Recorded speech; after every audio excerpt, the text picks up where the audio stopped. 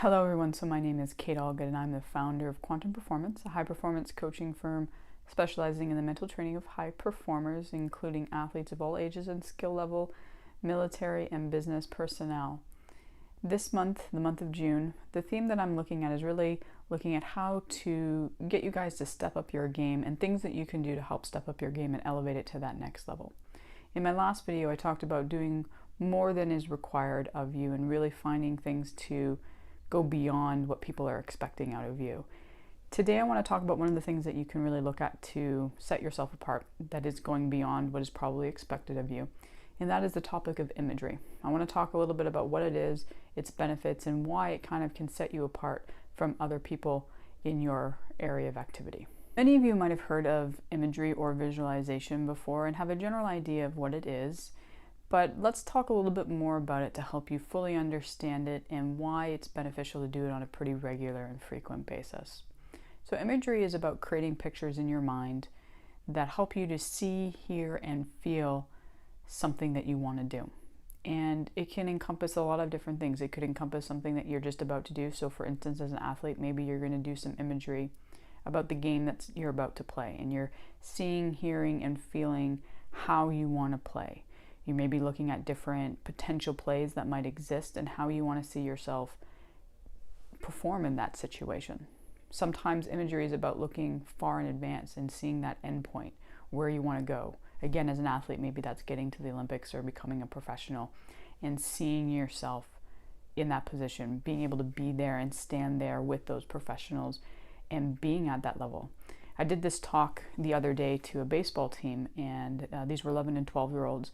And we were going through this exercise of kind of talking about imagery and its benefit in a pregame routine. And everyone had mentioned up to a point that they were just doing imagery for that game or for that particular situation. And then one of the kids talked about how he liked to do imagery of seeing himself playing with the best players in the MLB. And it was so great to hear because it's such a powerful thing, and it's a great thing to be able to use to feel and what that would be like and really help to motivate you to continue along the path that you're going on. And so imagery is so awesome because it can encompass so many different things. It can encompass what you want to see happen. It can encompass more of just a feeling and how you want to feel at the end of a game. There's no limits to imagery, and that's why it can be so powerful. One of the other reasons that imagery is very powerful is our bodies don't know the difference between what we imagine and a reality. So if we see ourselves catching a fly ball and really encompass and incorporate all of the senses, our body doesn't know that that was imagery compared to if we'd actually gone out and were on the field to catch a fly ball. So it allows us to really integrate in a way that we can do it and see it in the way that we want to. And for a lot of athletes in different situations, this is very important. If you're injured, imagery is huge. If for whatever reason you're maybe on a break, you need to rest physically, imagery is a great place to continue to excel within your sport or within your activity without actually doing it. And the reason that our bodies don't know the difference is because the biochemical change occurs within our body that's the exact same as if we were actually physically doing something. And so when we do it, that biochemical change allows us to still fire the same muscles and for everything to still go in the sequence that it would if we actually were physically doing something.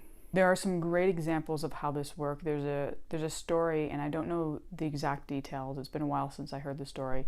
But there's a story of an individual who went to prison actually, and was a golfer beforehand. And he, every day while he was in the cell, did some imagery about his golf game. And actually when he came out of prison, he had a better golf game than when he went into it.